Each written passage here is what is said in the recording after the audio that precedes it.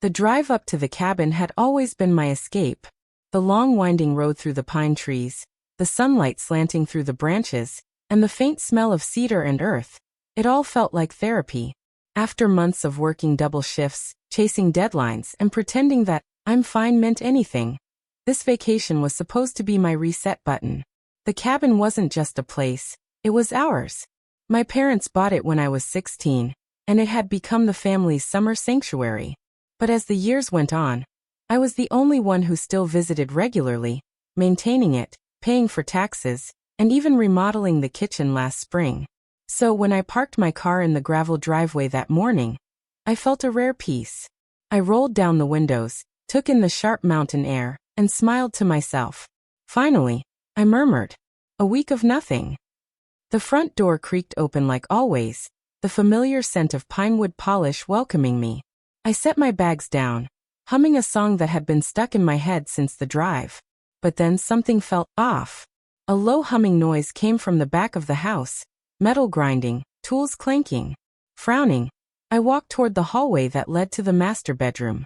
When I pushed open the door, my heart dropped. The entire bathroom was gutted. Tiles smashed, pipes exposed, wires dangling from the ceiling. The master bedroom looked like a war zone, with plastic sheets covering the furniture and dust coating everything in sight. A man in paint-splattered overalls turned around, startled. "Oh, you must be the daughter," he said quickly, wiping his hands on a rag. "Your dad said the renovation might be done by next week." "Renovation?" I repeated, stunned. "What renovation?" He shrugged. "Bathroom expansion, new fixtures, some custom work for your sister and her husband." I stood there frozen, the words echoing in my head. For your sister and her husband. I called my dad immediately. He answered on the third ring, cheerful as ever. "Hey kiddo. You made it up there okay?" "Dad," I said, my voice tight. "Why is the master bedroom torn apart? And who's this contractor saying you're redoing it for Emma?" There was a pause. Then he said casually, "Oh right. I forgot to mention that. I'm redoing the cabin for Emma and Jason. They'll be using it once they move closer to the lake. You don't mind, do you?" "Mind?" I almost laughed. "Dad, this is my property." He hesitated. "Well, technically it's the family's property. I just thought." I cut him off. "No, Vath. I bought the cabin from you 2 years ago. Remember the paperwork? The deed? The notary?" He sighed, as if I were being unreasonable. "Sweetheart, you know Emma's always wanted the lake house. You can find another place to relax. Don't make this a big deal." Something inside me cracked then. Not loudly, not all at once, but in a quiet, shattering way that left me breathless. For years, I'd watched Emma be the golden child. I didn't mind her success, her spotlight, even the way my parents doted on her wedding. But this was different. This was betrayal dressed as casual oversight. I hung up without another word, walked out to my car, and sat there trembling. My hands felt icy as I unlocked my phone and opened my property portfolio app. One glance at the records confirmed it. The cabin was mine. 100%. Paid in full. That's when I called my lawyer. The mountain air outside had turned cold, biting through my thin jacket, but I didn't feel it. My voice was steady when I spoke into the phone. Ben. It's time." He knew exactly what I meant. Tomorrow, things would change. And my family? They had no idea what storm was coming.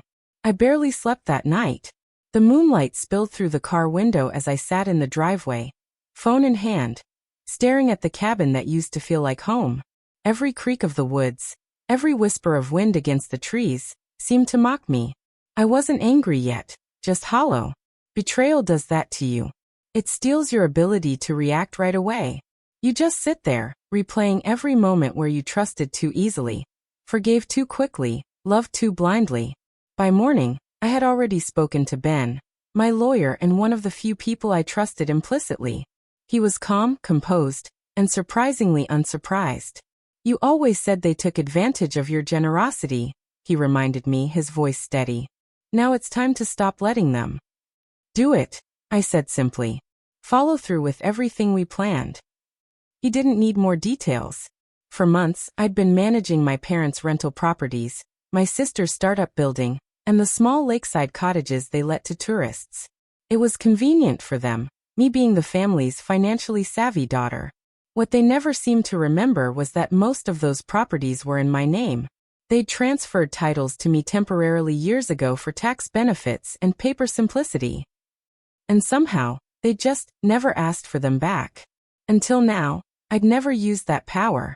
But betrayal changes your boundaries. By the time the sun rose above the ridge, Ben had drafted the papers. Every lease, every ownership agreement, every legal thread connecting my family to their homes and businesses, cut clean. All with the same quiet precision they'd once used to exclude me from family decisions. I drove back into town, stopping by the small diner where locals knew me by name. I ordered coffee and watched the fog roll off the lake, while my phone buzzed with notifications from Ben. At 9:17 a.m. he texted, "Notice is delivered. Expect calls soon." The first call came 5 minutes later, from my mother. "Sweetheart, what's going on?" she said, her voice trembling. "We just got an eviction notice. It says you're the owner of the house. Is this some kind of mistake?" "No mistake," I replied, stirring my coffee slowly. "You, Dad, Emma, and Jason, all of you have 30 days to vacate." Her breath caught. But why would you do this? Why would you renovate my cabin without asking me?" I shot back. My tone wasn't angry. It was quiet, controlled. That seemed to frighten her more. There was a long pause. Then she whispered, "We thought you wouldn't mind. Emma, she's had a hard year, and your father just wanted to help her settle down." "I've had a hard life being your afterthought," I said softly. But that never seemed to matter. I ended the call before she could respond. By noon, my father's number flashed across my screen. I ignored it. Then Emma's. Then Jason's. I let them all ring out, one after another, until the cabin in the distance blurred through my tears. I wasn't doing this out of spite. I told myself that again and again. This was about justice, about reclaiming the respect they had taken for granted. When the sun began to set, painting the lake gold, I drove back up to the cabin. The construction crew was gone for the day, tools scattered across the porch. I walked inside, ran my hand over the cracked drywall, the torn floors, and whispered to the empty room. They wanted it so badly. Let them see what it costs. It wasn't just the house they had lost. It was their comfort, their control, their assumption that I would always forgive. As I stood in the ruins of what used to be my family's peace, I felt the first flicker of calm. Revenge wasn't loud or cruel. It was quiet, deliberate, and inevitable. And the best part? I didn't have to shout. The paperwork already spoke louder than I ever could. The following evening, I returned to the cabin again, hoping for quiet. But as I turned into the driveway, 3 familiar cars were already parked there. My father's silver truck, my mother's old sedan, and Emma's spotless white SUV. For a moment, I just sat behind the wheel, staring at the lineup like a crime scene. My heart thudded. I had expected this, but not so soon. When I stepped out, the cool mountain air bit at my skin. My father was waiting on the porch, arms crossed, his expression hard. My mother stood beside him, wringing her hands. Emma leaned against her car, arms folded, her face unreadable behind her oversized sunglasses. "So," my father started, his tone clipped. "Are you proud of yourself?" I met his gaze without flinching. "I'm not proud. I'm done." He scoffed. "Done? With what, your family? Because that's what this is. You're tearing your family apart over some paperwork." "Paperwork," I repeated, my voice shaking but strong. "You mean the deed you signed over to me 2 years ago? The one you conveniently forgot about while gutting my property?"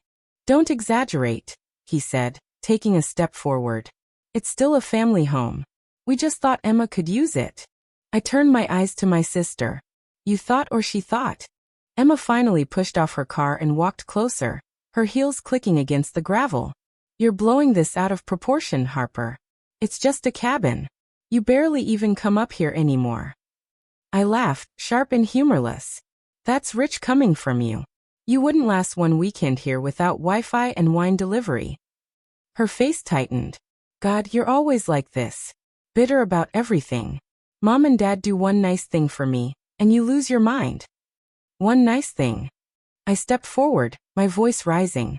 They took my house, my peace, and acted like I didn't exist. Do you even hear yourself, Emma? Harper, please. My mother cut in softly, her eyes glistening. We never meant to hurt you. We just thought. You just thought I'd roll over. Like always. I took a deep breath, forcing my anger back into something steadier. But not this time. For a moment, no one spoke. The air between us was heavy, almost tangible. My father's jaw clenched as he stared past me at the gutted cabin. You went too far, he said quietly. Eviction notices? Really? I looked at him, this man who taught me to build, to fix, to fight, and realized I didn't recognize him anymore. No, Dad, I said. You went too far when you decided my work didn't matter. When you made decisions about something that wasn't yours. He looked away, and for the first time, I saw something fragile in him, regret, maybe, or shame.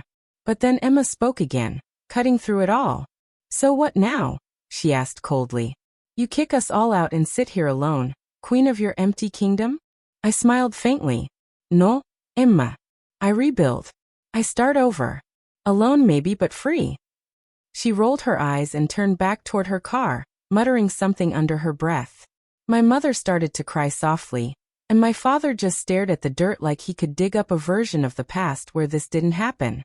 I walked past them, up to the porch, and paused at the door. You have 29 days, I said quietly without turning around. After that, everything changes. Then I went inside. Through the broken window, I watched their cars pull away one by one. The sound of gravel crunching under their tires faded into the distance, leaving behind a silence that was strangely comforting. I sank onto the dusty floor, looking around the half-demolished room. It wasn't much now, just wood dust and echoes, but it was mine. For the first time in years, I felt something like peace. They tried to take everything from me. Instead, they'd given me back myself. 3 weeks passed. The mountain air had grown colder, sharper, carrying the scent of pine and rain. I spent my days cleaning the cabin, room by room, clearing out debris and plaster dust from the half-finished renovation. Every sweep of the broom felt like erasing something old. Anger, disappointment, grief. It was strange how peace could grow in the same place where betrayal had once taken root. Ben had kept me updated. The eviction process was underway. My parents had moved temporarily into a friend's guest house in town. Emma and Jason were staying with his parents until they could figure things out. I hadn't spoken to any of them since that confrontation. There were no more calls, no messages. Just silence. And for the first time in my life, silence didn't scare me. I was rebuilding, not just the cabin but myself. The first weekend of November, I hired a new contractor, a quiet older man named Dale who didn't ask questions. Together, we rebuilt the bathroom and sanded the bedroom floors. Nice place you've got here, he said one morning as sunlight poured through the window. But it's got stories. I smiled faintly. Too many. But I'm writing a new one. At night, I'd sit on the porch wrapped in a blanket, watching the lake glimmer under the moonlight. I thought about my childhood. How my father used to teach me to fish there. How my mother would hum while cooking breakfast. How Emma would laugh until she cried when we played cards. Those memories used to ache. Now they just existed. I could hold them without bleeding. Then one cold morning, my mother showed up. I heard her before I saw her. The crunch of tires on gravel, the car door closing softly. She stood at the edge of the porch, wrapped in her old wool coat, her face pale and tired. I didn't move. Hi, sweetheart, she said quietly. Mom. She looked around the cabin, eyes glistening. It looks different. It's mine, I said simply. She nodded, folding her arms like she was holding herself together. Your father's not taking this well. He keeps saying he was just trying to help Emma. You know how he is, he acts before he thinks. I know, I said, my tone calm but distant. That's why I stopped waiting for him to think. She stepped closer, hesitating. I didn't come to argue. I came to say I'm sorry.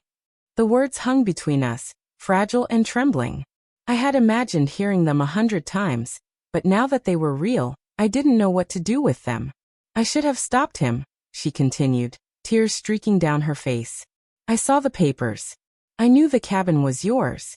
I just didn't want another fight in the family. And that was my mistake. I swallowed hard. You chose peace over truth. She nodded. And I lost both. For a long time, we just stood there, the wind rustling through the trees. Finally, I said, Mom, I can't undo what's been done. But I'm not trying to destroy you or Dad. I just need boundaries.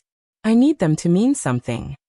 She wiped her eyes, managing a small, shaky smile. You always were stronger than the rest of us. I see that now. When she left, I watched her car disappear down the hill. For the first time, I didn't feel anger or guilt, just a deep, quiet acceptance. By the end of that month, the cabin was whole again. The bathroom gleamed, the floors shone with fresh polish, and the air smelled of cedar and renewal. On the wall above the fireplace, I hung an old photo of me and my family at the lake, back when love was simple and forgiveness was easy. I didn't hang it as a reminder of pain, but as proof of survival. Standing there, I whispered to the empty room. They thought they took my peace, but they just helped me find it. Outside, the wind moved through the pines, gentle and forgiving, like the mountain itself was breathing with me. The storm was over, and I was still standing,